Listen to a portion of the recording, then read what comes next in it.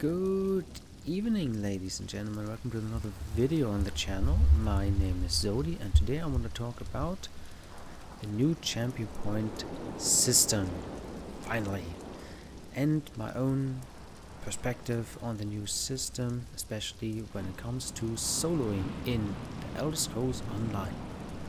Now, without further ado, let's bring up the interface and have a look. We shouldn't disturb her while she's praying. Bring up the interface. Now we have here 3 constellations right now. Pretty much, I assume everybody's pretty much familiar right now with how they look, what they are divided in. We got the craft tree, which is basically quality of life. We got the warfare tree, which is damage dealing, mitigation, and fitness, which focuses a little bit on other forms of mitigation, avoiding damage, and mainly sustain. So I wish to start also with the fitness tree because it's the most straightforward actually. Let's just write in and have a little showcase here. We have several stars here, as you can see. Some are glowing yellow or goldish and some are glowing reddish, and they're basically 2 different types. The yellow ones are the ones that are passive and we do not have to slot up here in our 4 available slots, and the other ones we have to choose from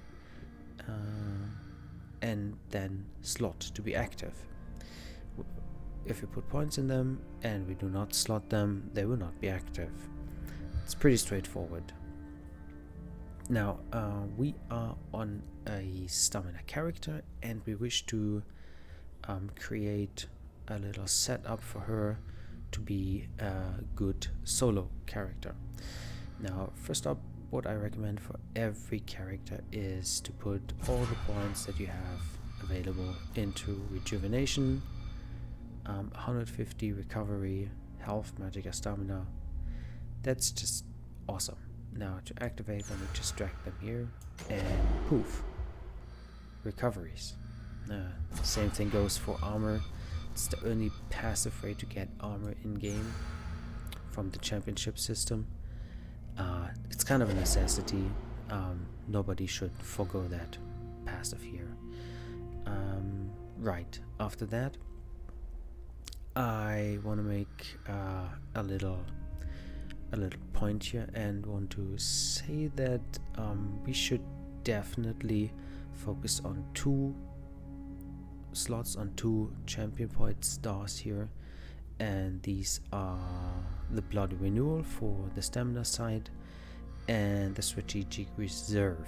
So the only thing we have to think about is now how do we get there with the minimum cost, and that is basically effective pathing, which we have to talk about. So in the whole constellation, I can at the moment, at the base or at the beginning, put points into Tireless Guardian, Sprinter, and Tumbling, and I have to figure out the most cost-effective way to get to my intended stars that I want. So we'll start at Sprinter here. In that case, get here and take that very cheap star in Hasty.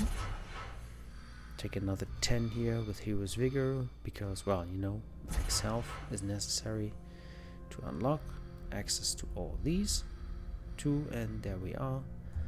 And luckily we can now get the full package. We have enough points to unlock them all, and now we can just slot them here, bloody renewal and strategic reserve, and we will now have 300 stamina per stage whenever we kill an enemy, which amounts to 1500 stamina on every kill. That is a bloody huge amount of sustain, and actually the same goes for strategic reserve. Those 2 are by far the best.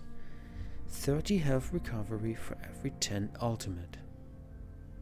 So if I do not use my ultimate and let it aggregate to 500, which is the maximum amount, I will have 30 by 500, no, by 50 ultimate, and in a total I will have 1500 health recovery. Well, combined with that recovery, our health recovery in total will be very high, and that is very good for soloing, because we do not want to entirely rely upon heals. Sometimes we will not have the chance to cast the heals, or we are out of stamina, out of magicka. This is sometimes quite good, so that base recovery, a high base health recovery, is gonna pretty much enable us to not worry about healing, and that's a bloody cool thing to do. So the rest of the points we can actually just spend wherever we want. I do recommend though to go either into health if you don't have any health bonus on your character, on your character's race. That's a good thing. Or if you just want to try out those cost reductions here for roll dodging and break free. They're pretty much the next priority you should choose after unlocking all your 4 basic ones. So let's just take health here and confirm. Nice. Now on to the left we talk about the warfare tree, which is also pretty straightforward. The same goes here. Slottables and passives. Now pretty sure most have already heard about this, but there's really just one choice here. Take that passive and full for a little bit more critical chance. Then there is these 2 for critical damage, which amounts to 15% if you are flanking, and 10% if you are not flanking. And quite frankly, in solo we will be the only enemies that all the enemies of us have. So flanking is a very rare occurrence. So in solo, don't take that. Always take that.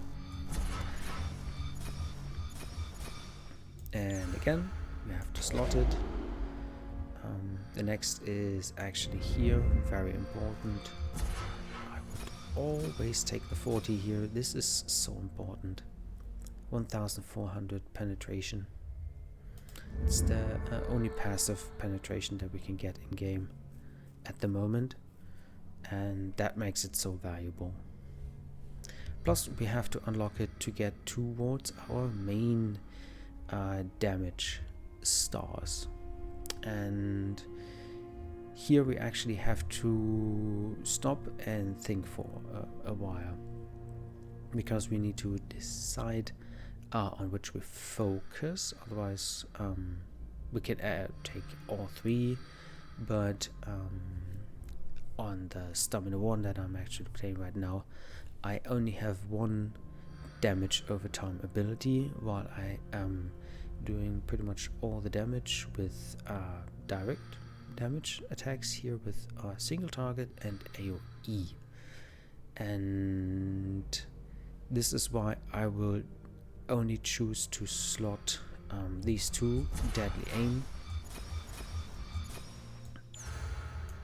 for single target and biting aura for area of effect, just because the effectiveness of Thaumaturge would not be as high.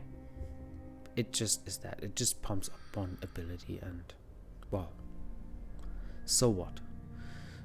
As an alternative, I can now go and pump a lot of here in Tireless Discipline, which is a passive, or I can just take Endless Endurance or Untamed Aggression, weapon and spell damage. And quite frankly, I think that weapon and spell damage is high enough for what I needed to be in solo. I do not have a lot of max resources because of the sets I'm wearing, so I choose to put rather the next points here into that and use Endless Endurance as a reasonable boost to my resource pool. And then again, with just 750 CP in total, we're already done. But we also have our 4 spots filled, so we can hit confirm, and we have the best setup possible at the moment. After that, the rest is just filling up the passives here. Obviously here there's more damage and more utility to be had from Battle Mastery and Mighty, and then obviously filling up Endless Endurance and Tireless Discipline, which will give us again more resources. Same here, Eldritch Insight, Blast, but they are not priority, and that will be a lot later in the championship point progression. Now let's talk a little bit about mitigation here. Those percentages, they amount to 4% mitigation each, and in that case 8, but yeah, PvP players won't need that, but again, in solo this is actually quite nice. You can get out of all of these passive mitigation, and this would be very important on higher CP setups, and it will enable a much more smoother solo gameplay, and I would even say that it's necessary if you want to go for veteran dungeons. Yeah, probably those big boss attacks, they would probably be hurting a lot if you not have the damage mitigation here from Hardy and Elemental and Preparation. And healing taken is always nice. So now let's go into the last tree, which is actually my favorite. I really like it just for the utility, because I think that actually that kind of utility and the diversity in builds, that always came a little short in the last CP system. We had some passives, yes, but not that much. Right, first thing to do, which is pretty much the best of all the champion point stars, I think, is Steed's Blessing. Full on 50 points, always. It gives 20% movement speed out of combat. This is so important. That just makes traversing dungeons, going from resource nodes to the next, just so much more easier, so much smoother. You barely notice it. Even running from crafting station to crafting station is now not as tiresome. It's just so much improved quality of life. It's just that. Now, as a solo player, we are always wanting to make some money, so I definitely recommend doing all 50 points into Gilded Fingers. It is an amazing passive here to get 10% increased gold. That is really every source of gold gained. From drops, from rewards, from, I don't know, any source. Definitely get that. 10% is a lot. That aggregates to several thousands of gold per day. Yeah, definitely do that. Now we're gonna do a little thinking again, and what I think are the most useful passives for soloing are definitely Treasure Hunter and then rationer, because, well, rationer is the food. Having food for longer, that's just amazing. And about treasure hunter, we do probably not need to talk. Finding better items with much more probability, definitely get that, no discussion. So a little bit of pathing here again to get there.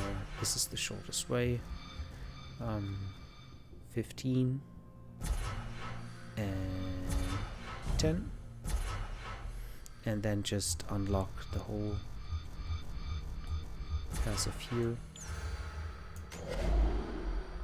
and obviously ration it here. So again, do the last ones. I would actually recommend at that point just think about, do you need Ray Shrine cost reduction? Probably not. Do you need steadfast enchantment? Slow decay on weapon enchants? Well, if you're using poisons, don't waste points in here. However, if you are using weapon enchants, then definitely do this.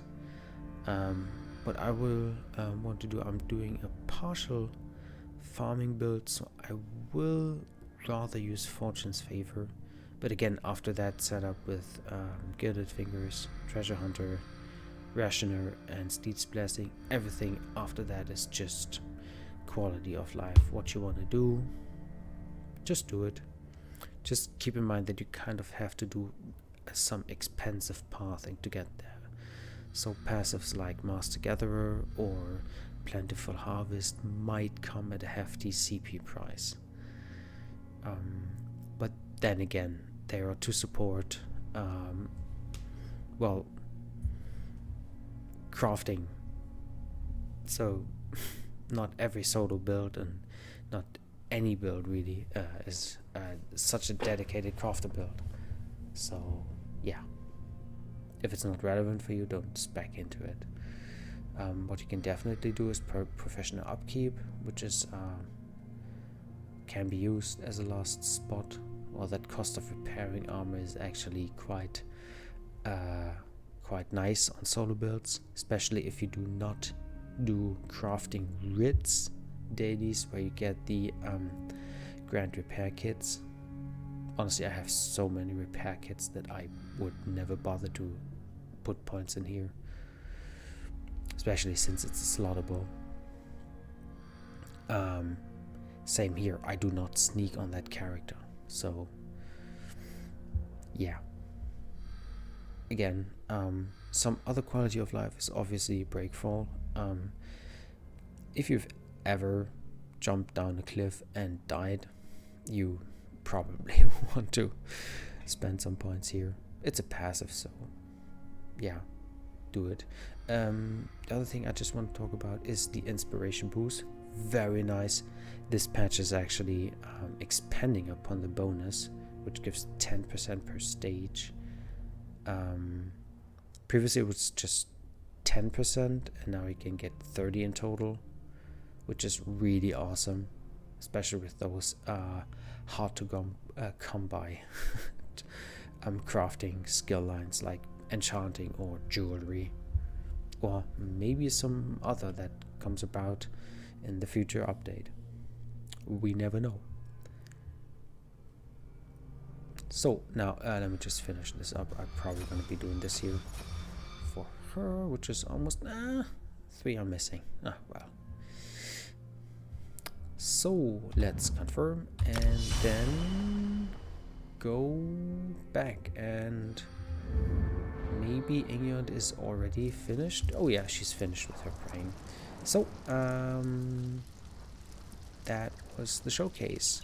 Hope you enjoyed it, and maybe we'll see you around in the next video. Toodles!